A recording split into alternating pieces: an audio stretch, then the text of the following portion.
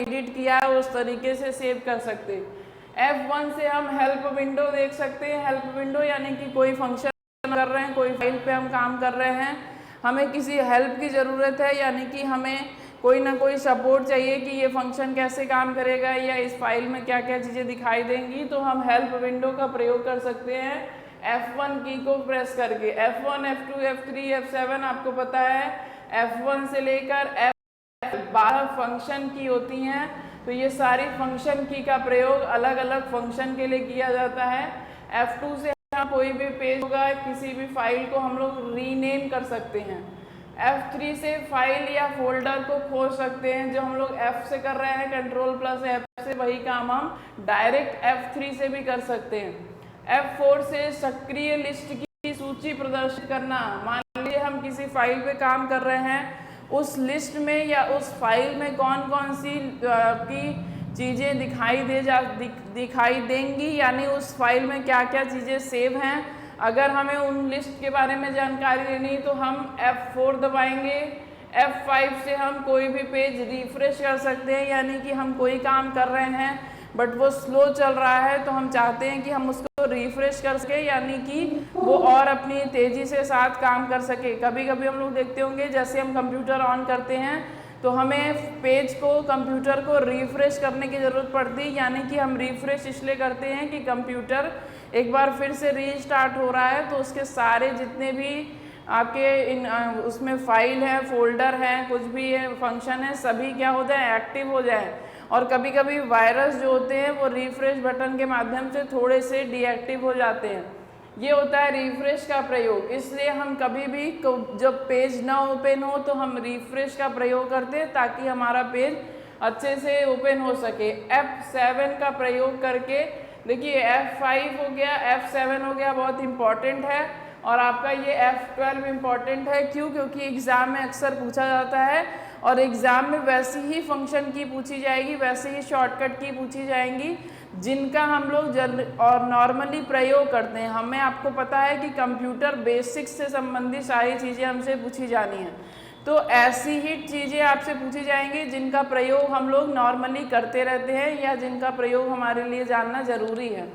अब F7 का प्रयोग करके हम स्पेलिंग या ग्रामर चेक, किसी भी प्रकार की कोई स्पेलिंग मिस्टेक होगी या ग्रामेटिकल एरर होगी, जैसे ही हम F7 दबाएंगे वो सारी एरर जो भी या तो स्पेलिंग ग्रामर के रूप से गलत होंगी, वो सभी क्या हो जाएंगी, डिफरेंट कलर के माध्यम से हमें दिखने लगेंगी, यानी कि या तो रेड हो जाएंगी या ग्रीन हो जाएंगी, यानी कि वो हमें हाईलाइट कर देंगी कि ये सभी वर्ड्स में कुछ ना कुछ मिस्टेक हैं। शिफ्ट और F10 का प्रयोग करके हम चयनित फाइल का शॉर्टकट मेन्यू प्रदर्शित कर सकते हैं, यानी कोई फाइल जिसको हम लोग सेलेक्ट किए हैं, उस फाइल में कौन कौन सी मेन्यू हैं, हम उनको देखना चाहें तो हम शिफ्ट और F10 का प्रयोग कर सकते हैं। आगे दिया है Alt+F4 या Ctrl+F4, यानी ये दोनों में से कोई भी एक बार या तो ये दबा लीजिए या तो कंट्रोल के साथ F दबा लीजिए। फंक्शन क्या हो जाएगा, Ctrl+F4 और या तो Alt+F4 से सक्रिय प्रोग्राम को बंद किया जा सकता है, यानी किसी फाइल पे जिस पे हम काम कर रहे हैं अचानक से हमें उस फाइल को क्लोज करने की ज़रूरत है, यानी हमको कहीं अचानक से जाना हो गया, तो हम लोग इस बटन का प्रयोग करके उस फाइल को डायरेक्ट क्लोज कर सकते हैं। यानी जिस प्रोग्राम पे हम लोग एक्टिव हैं, जिस प्रोग्राम पे हम लोग काम कर रहे हैं, उसको अचानक से क्लोज करना हो तो Alt+F4 या Ctrl+F4 का प्रयोग किया जा सकता है। आगे दिया है Alt+Tab। Alt+Tab यानी ओपन एनी अदर प्रोग्राम। कभी कभी हम लोग जब कंप्यूटर पे काम करते हैं तो हम लोग एक साथ 2-4 पेज या 2-4 फंक्शन या 2-4 फाइल ओपन करते हैं। अभी हम लोग इधर व्हाट्सएप चला रहे हैं, फिर हम लोग फेसबुक ऑन किए हैं, फिर हम लोग मेल खोले हैं, फिर हम लोग कोई गूगल पे कोई चीज़ सर्च कर रहे हैं, यानी हम लोग 4 प्रोग्राम एक साथ कर रहे हैं। अभी फ़िलहाल हम इंटरनेट पर गूगल पर कोई फाइल सर्च कर रहे हैं, फिर हमें अचानक से जीमेल पे जाना पड़ गया, तो हम या तो माउस का प्रयोग करें, लेकिन हम लोग शॉर्टकट बटन में देखेंगे कि किस शॉर्टकट की के प्रयोग से हम लोग डायरेक्ट अदर पेज पे जा सकते हैं, तो वो कौन सा है, Alt+Tab। अब दिया है Ctrl+Escape, यानी कि start menu open. Start button आपको पता है नीचे आपकी सबसे टास्क बार में सबसे नीचे एक स्टार्ट बटन दी होती है जिसके माध्यम से हम लोग फाइल में कौन कौन से सॉफ्टवेयर हैं या फाइल में कौन कौन से एप्लीकेशंस हैं, फाइल में क्या क्या कैसे कंप्यूटर को ऑन ऑफ किया जा सकता है, रीबूट किया जा सकता है। अगर हमें ये सब कुछ भी करना है यानी कि स्टार्ट मेन्यू खोलना है तो हम कंट्रोल और एस्केप को एक साथ दबा के ये काम कर सकते हैं। इधर दिया हुआ control plus F2 print preview, यहाँ पे पढ़े हम लोग कंट्रोल प्लस P से प्रिंट, वहाँ कह रहे हैं कंट्रोल प्लस F2 से प्रिंट प्रीव्यू, यानी कि कोई भी पेज प्रिंट करने से पहले वो प्रिंट होने के बाद कैसा दिखाई देगा उसको देखने के लिए हम लोग प्रिंट प्रीव्यू ऑप्शन क्लिक करते हैं।